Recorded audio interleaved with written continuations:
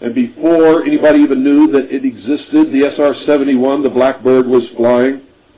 Before you even knew about the U-2, did you know that stealth aircraft were developed long, long, long before you ever heard of the stealth fighter and the B-2 bomber?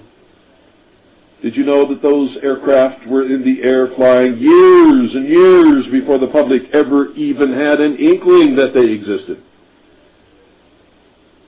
You have no idea, ladies and gentlemen. I'm going to tell you right now that whatever you perceive to be the state-of-the-art of technology, any technology in the civilian sector, in the secret, ladies and gentlemen, they are at least, very bare minimum, 50 to 100 years ahead, beyond what you can even imagine.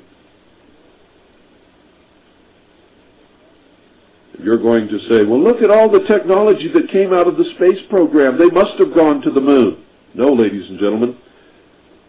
That technology did not come from putting men on the moon. It came from the secret black projects into the space program and then out into the public sector as the only way that they could do it without tipping their hand that they've had these things for many, many, many years. And you should see the way they use it. I can remember when I was a young boy, ladies and gentlemen. A young boy. I was born in 1943. In 1947, the supposed Roswell crash occurred. Before then, my father brought home to me something that looked like thin tinfoil, a sheet of it. I remember it just like it was yesterday. And so do many other people remember this substance. It was nothing new. It didn't come from alien technology, and it sure didn't come from any crash at Roswell, because this was before Roswell. My father brought it home and gave it to me. And I could crumple it up into a little ball, put it on the table, and it would straighten itself out just as if it had never been crumpled at all without even a wrinkle in it.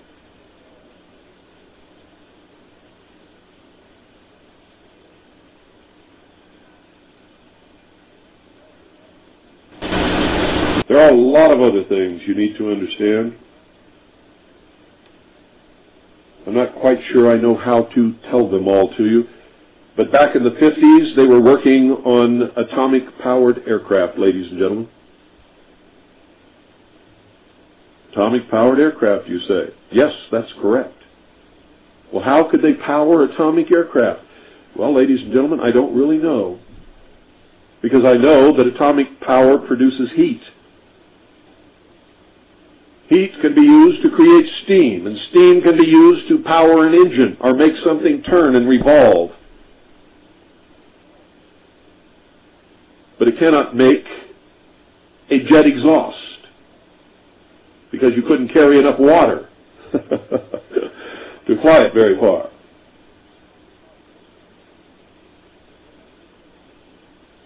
But I know that they made them, and I know that they flew them.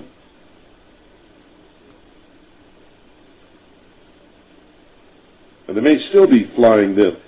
Nobody knows what kind of power plant propels these flying discs and egg-shaped things and round glowing balls that float through the sky that come in and out of secret test sites owned and controlled by the United States government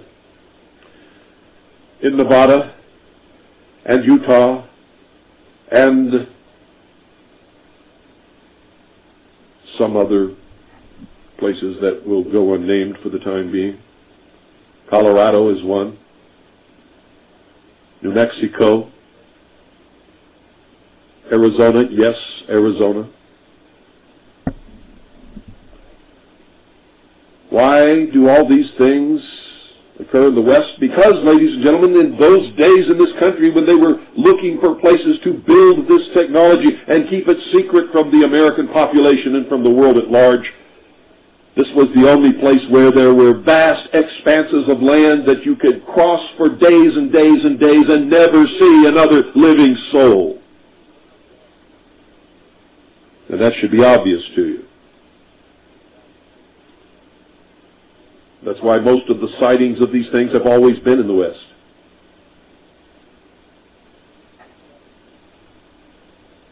Not all, but most.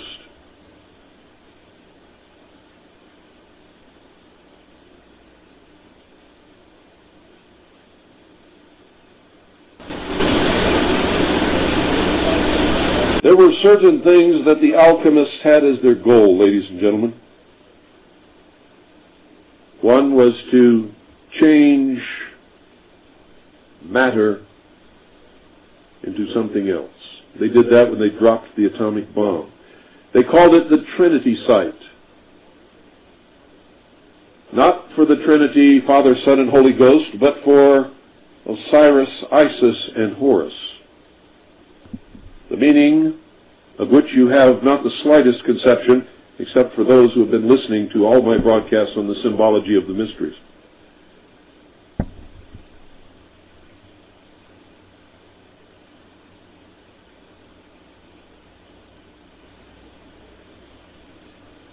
Now, ladies and gentlemen, starting Monday, I'm going to be elaborating again on the lost light, the lost word, the true hidden meaning of the mystery schools, the adepts known as the Illuminati.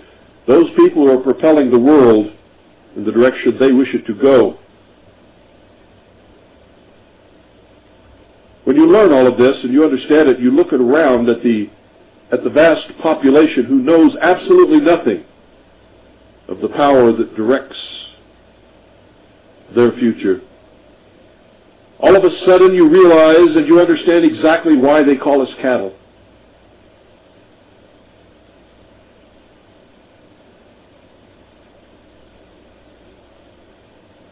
And then you even begin to understand how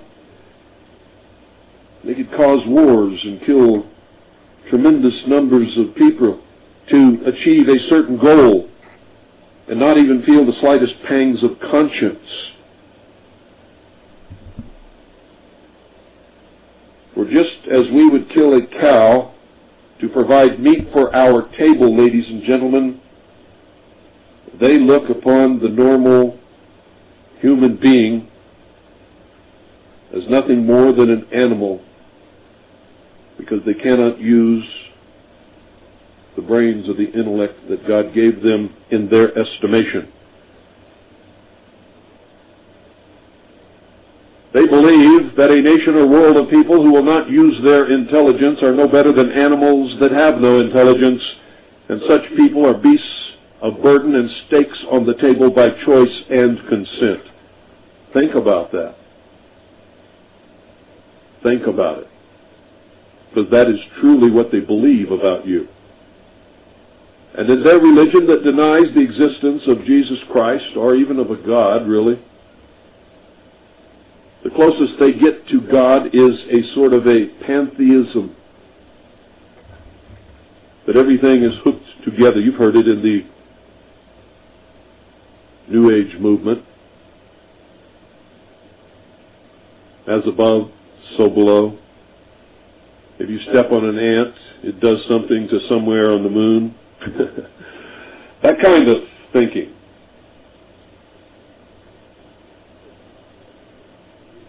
And the truth is, no matter how much you believe in whatever it is that you believe, not one single one of us is ever going to know until we die. That's why they call it religion. It's based upon pure faith. Science surpasses religion only by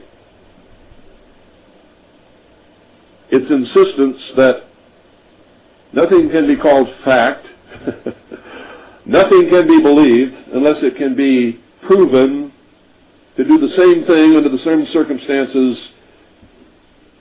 every time that it's attempted in the laboratory. That's called the scientific method, ladies and gentlemen.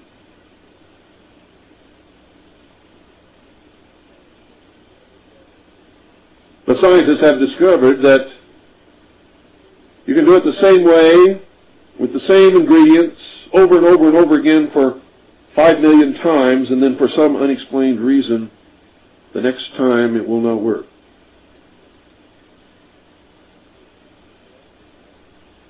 And so science says there are no facts, only hypotheses. based upon things that they can say are known, are the fact that they can repeat this thing over and over again so many times.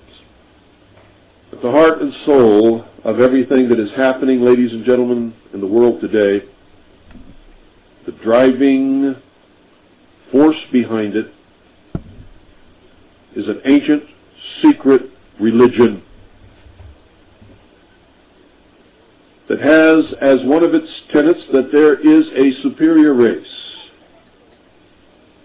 Not superior because God said that they were superior, or that God was pleased with them and made them his chosen people. And don't misunderstand me, folks. I'm not talking about Jews. I'm talking about the collective body of the Anglo-Aryan race that calls itself the Illuminati.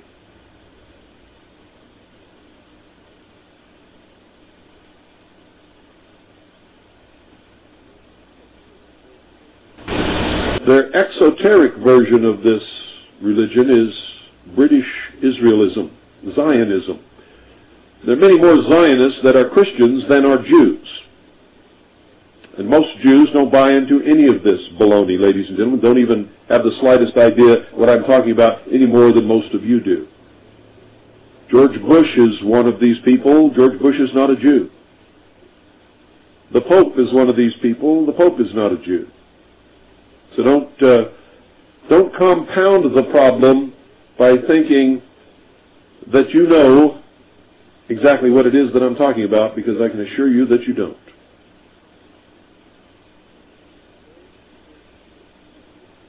NASA is a great part of this deception. NASA has been made up by all different kinds of people of all professed different religions. The truth is that none of these people really believe in any religion. When they go to church or they profess a religion, it's because they have to do it to get along in the community, or to get along with their wife or their relatives or somebody.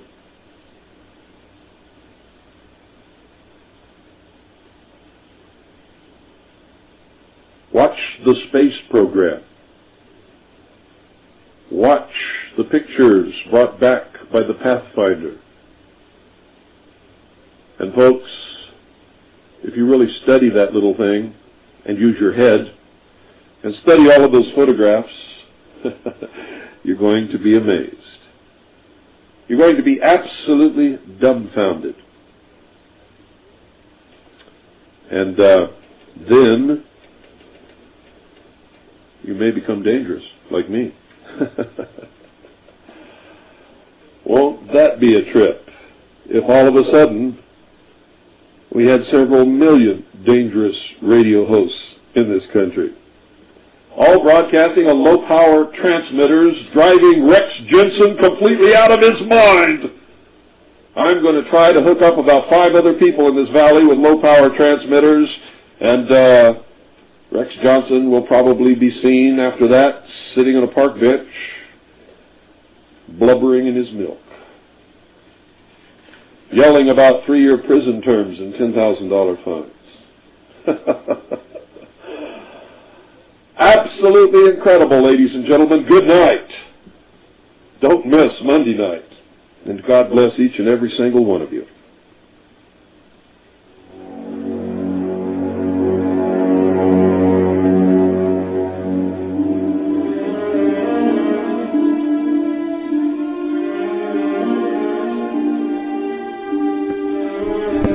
So, that was Bill Cooper, and I think I'm going to start a trend here.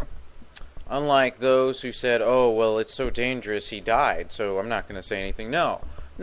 Now's the time to start talking about this stuff, because this is what's got us here, okay? A bunch of people are basically sheep. They are cattle. You know where these so-called truthers got the word sheeple from? The Illuminati. Yeah.